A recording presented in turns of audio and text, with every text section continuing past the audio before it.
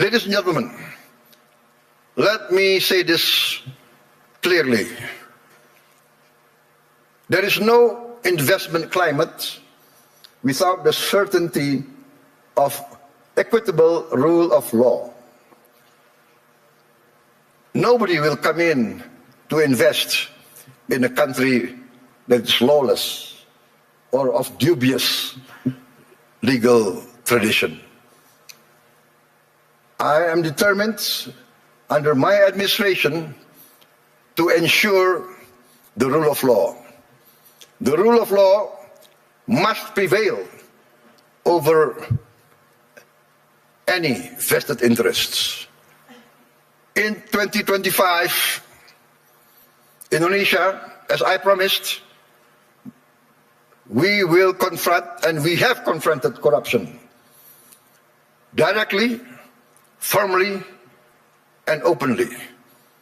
As any person dealing with an illness, with a disease, we must have the courage to acknowledge the illness and disease that we suffer. We are determined directly to fight against this corruption. It's challenging. Not many people believe we can do it, but we have no choice. I have no choice. I have been inaugurated, I have been sworn in to uphold the Constitution and the rule of law. In my first weeks in government, we uncovered massive abuse in fuel and crude oil governance. In all sectors of the economy, we found illegality, illegal practices. In my first year of administration, we have already confiscated 4 million hectares of illegal plantations and illegal mines. It is amazing. I call this not free enterprise. I call this not the free market. I called it openly greedonomics, the economics of greed, the economics of rapacious practices. Maybe in many of your countries, there was a period like this, a period of the robber barons. I have confiscated 4 million hectares, but 2 days ago, I led a cabinet meeting by Zoom from London, and we decided to confiscate or to revoke the licenses of 28 corporations which had licenses over 1.01 million hectares.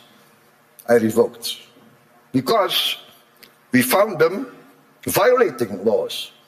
They were building plantations on protected forest.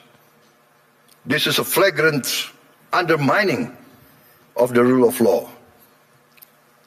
Perhaps these rapacious so-called entrepreneurs feel that they need not recognize the sovereignty of the Indonesian government. Or perhaps they feel they can buy all Indonesian government officials. I have reports that some of these people in their meetings say, oh, it's okay, there is no government official that cannot be bought. Well, I challenge them to try to buy officials for my administration. They will come to find themselves a big surprise. Combined with the 4 million hectares of illegal plantations already confiscated, we have, in fact, enacted the boldest the most daring forest law enforcement effort in the history of Indonesia. We have closed, up to now, 1,000 illegal mines. But my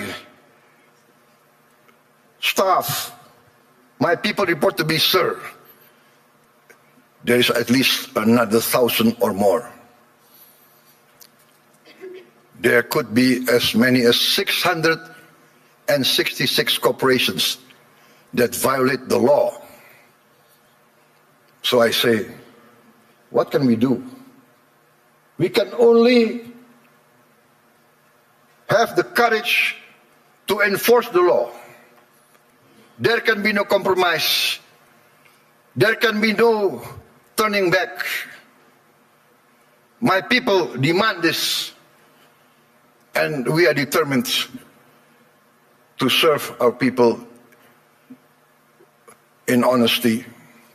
We are determined, I am determined to uphold my oath, defend the Constitution of my country, enforce the law of the land.